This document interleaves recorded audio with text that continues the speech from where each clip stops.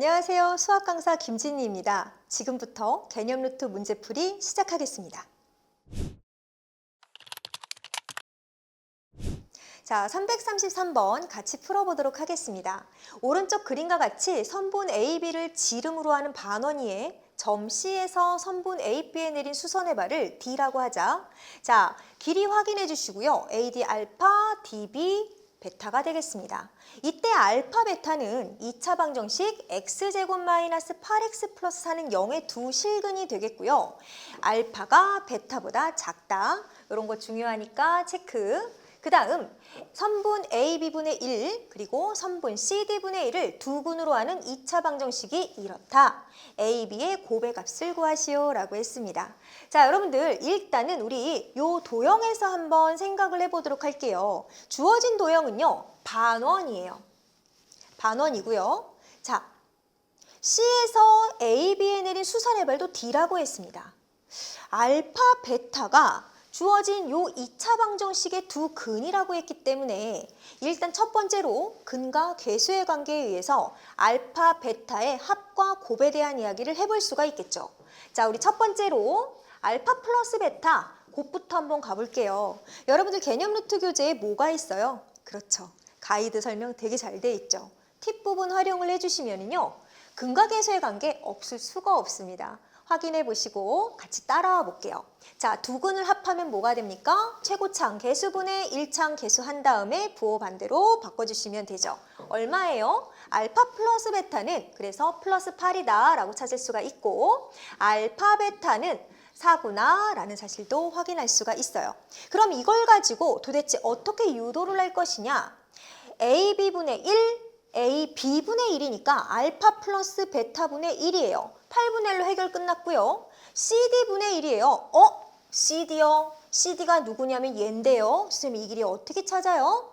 자, 주어진 도형이 뭐야? 반원이죠. 괜히 반원이다라고 얘기를 해준 게 아니지. 원하면 떠올라야 되는 게 뭡니까? 여러분들 원하면 일단 지름을 그리거나 내가 하는 도형을 원 안에다 구도해서 그린다. 자, 사실은 반원의 입장에서 보면은 원을 완성시켰을 때 요 선분 AB는 원의 지름이 되겠고요. 원의 지름에 대한 자, 우리 호라고 안 하고 요 원 지름이라고 볼게요. 요 지름에 대한 이렇게 원주각이라고 하면은 여러분들 좀 연상이 빠르실까요? 몇 도야? 직각이죠. 그치? 자, 반원에 대한 중심각이 180도이기 때문에 그에 따른 원주각은 90도다. 모르면 안 되지. 그래서 어쨌든 요 삼각형 ACB가 직각삼각형입니다. 그리고 C에서 수선의 발 내렸기 때문에 여기도 직각이에요. 자, 이랬을 때 나오는 우리 중학교 2학년 때 배웠던 개념. 자, 뭐가 있을까요? 중학교 2학년 때 닮음에 의해서 나왔던 직각삼각형 닮음에서 증명됐던 정리. CD의 제곱은 바로 알파 곱하기 베타다라는 것 알 수가 있었죠. 금방 나왔네요. 곱한 거 사라면서요? 그러면 CD의 제곱이 사니까 실제 CD의 길이는 양의 값으로 얼마다? CD는 2구나 라고 확인할 수 있습니다. 자, 그래서 우리 이제 새롭게 구해야 되는 2차 방정식으로 접근을 한번 해볼 건데 선분 AB분의 1은 얼마예요? AB는 알파 플러스 베타잖아. 그러니까 내가 찾아야 하는 두 근은 일단 누구? 알파 플러스 베타분의 1 해서 8분의 1 그리고 자, CD분의 1이다. 자, CD는 얼마입니까? 자, CD는요. 네, 여기 아까 찾아놓은 2가 되겠죠. 2분의 1 그래서 8분의 1과 2분의 1을 두 근으로 하는 2차 방정식이 이러한 상황이래요.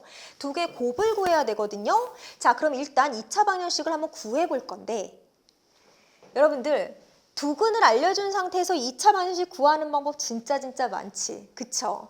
일단 우리 교재에 나와 있는 걸로 한번 해볼까요? 우리 교재에 나와 있는 풀이대로 풀어보도록 할게요. 이런 경우는 간단하게 바깥에 최고차항의 개수 16을 얹어주고 자, 16이 없다는 듯이 한번 계산을 해보는 거죠. 우리가 근과 계수의 관계에서 계산을 할 때 두 근의 합이 1차항 계수에 들어가지. 그러니까 마이너스 붙여주시고 8분의 1 플러스 2분의 1의 일차항계수 완성. 그 다음 상수항은요, 두근의 곱으로 구성할 수 있습니다. 왜요? 최고차항계수가 1로 생각하는 거니까요. 자, 이렇게 정리를 해주면 이렇게 해서 2차 방정식이 완성이 돼요. 쭉 전개하면 A하고 B값 충분히 찾아낼 수 있습니다. X의 개수가 A이기 때문에 A 한번 구해보도록 할게요. 16 곱하기 여러분들 8분의 1 더하기 2분의 1 얼마예요? 16분의 10이죠. 자, 그런데 앞에 마이너스 붙어 있어요. 무슨 말이야? 자, 그래서 16 곱하기 얼마예요? 마이너스 16분의 10이다. 와, 약분. A값 얼마야? A값 마이너스 10이다 라고 찾을 수 있고요. 자, 이번에는 B로 한번 가볼까요? B로 들어가 보면 16 곱하기 상수항이니까 16분의 1입니까? 또 약분하면 B는 1이다 라고 찾을 수가 있네요. 금방 구했네요. 두 개 곱한 값이 정답이었죠? 마이너스 12. 정답이 되겠습니다. 390번 문제 같이 봅니다. x가 0 이상 4 이하인 범위 내에서 함수 y가 쭉 있어요. 와, 근데 여러분들 이것도 느낌이 빡 오시죠? 똑같은 애가 보이네. 일단 문제부터 읽고 그 다음에 x가 알파일 때 최소값 m, x가 베타일 때 최대값 라지 m입니다. 알파, 베타, 스몰 m, 라지 m 모두 더해주세요 라는 문제가 되겠네요. 자, 여러분들 이 문제를 언제까지 계산만 해서 풀 거예요. 계산도 하는데 여러분들 이해하기 쉽도록 그래프까지 같이 그려드리도록 할게요. 자, 일단 x의 범위가 주어졌죠. 그런데 나는 사실 어디에서 문제를 해결을 해야 되냐면 여기 밑에 있는 요 긴 식에서 해결을 해야 된단 말이야. 자, 똑같은 애들이 있을 때는 간단하고 빠르게 푸는 방법으로 우리는 치환이라는 방법을 배웠습니다. 그래서 일단 치환을 좀 한번 해볼 건데요. 우리 치환의 대표 이름 T로 한번 가볼게요. x제곱 마이너스 6x 플러스 9는 사실 누굽니까? x 마이너스 3의 제곱이 되겠죠. 선생님 이거 없는데요? 이러시면 안 돼요. 자, 그래서 t를 x-3의 제곱으로 놓으면 y라고 하는 식이 다시 한번 재탄생하게 됩니다. t제곱 마이너스 8t 플러스 10이다 라고 적을 수가 있겠죠. 그러면 사실 우리는 어떤 것을 봐야 되는지 일단 식을 한번 해볼까요? 최대값과 최소값에 대한 이야기를 물어봤어. 사실상 여러분들 2차 함수에서는요, 최대값 또는 최소값만 구할 수 있었죠. 그런데 두 개가 동시에 나오는 경우는 어느 경우입니까? 바로 변수 t나 x의 범위가 나와줬을 때에는 최대 최소 전부 구할 수 있겠습니다. 자, 그럼 일단은 우리 최대값 구하는 식으로 한번 바꿔보도록 할게요. 완전제곱식 플러스 상수항꼴로 고쳐보도록 할게요. 자, t-4의 제곱을 하고 나니 원래 필요 없는 16을 가져다 쓴 거지?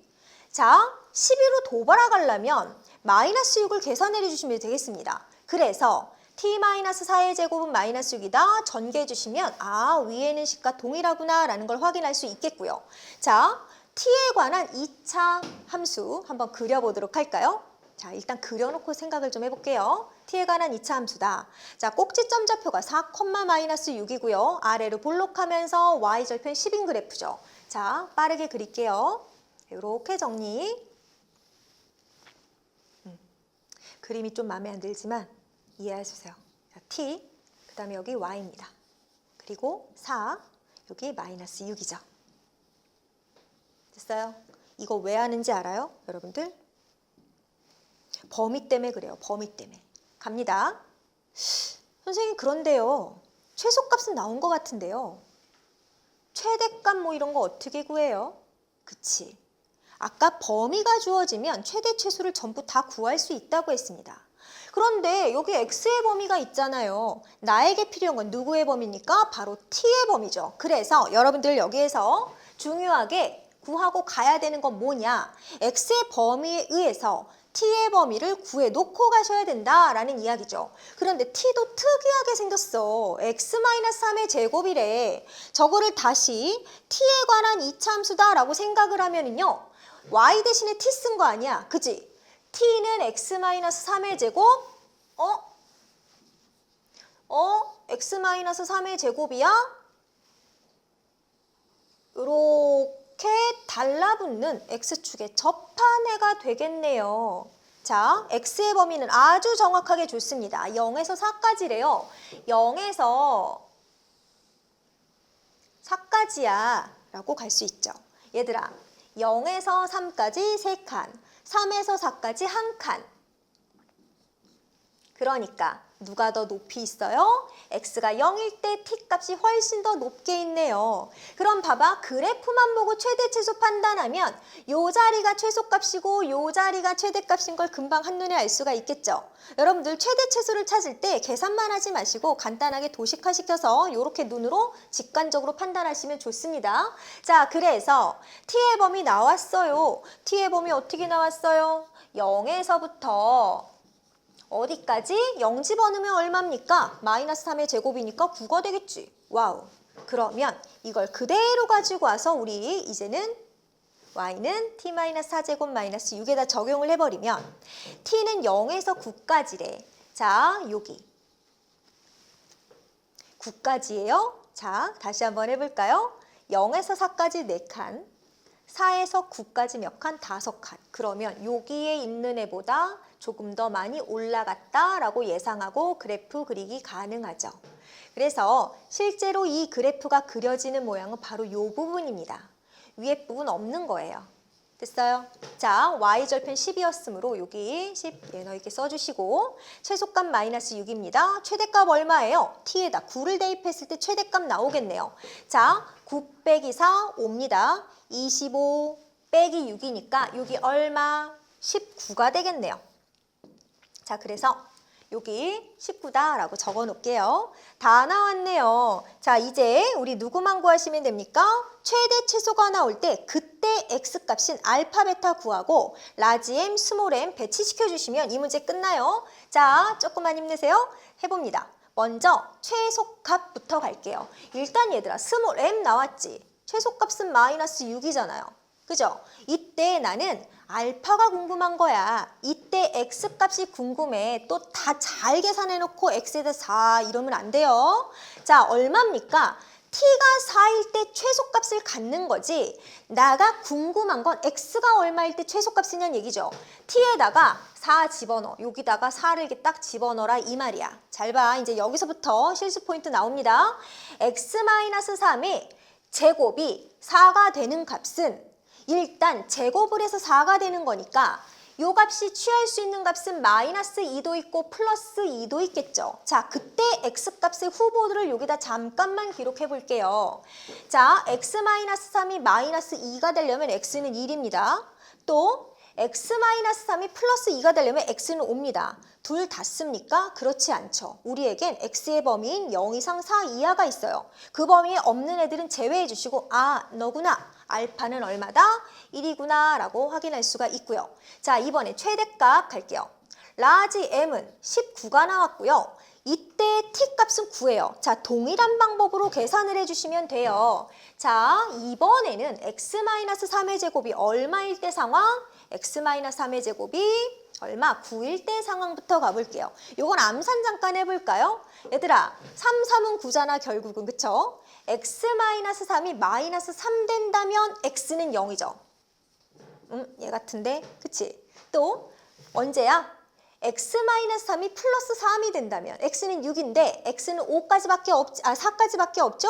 땡입니다. 따라서 x가 0일 때에 최대값 19를 갖는다라고 말해줄 수 있고 그때 x값을 베타라고 했으니 베타는 0이 되겠습니다. 자, 문제가 뭡니까? 전부 다 싹 다 더하세요. 네, 더해볼게요. 20 빼기 6이니까 정답은 얼마다? 14구나 라고 찾을 수가 있겠습니다.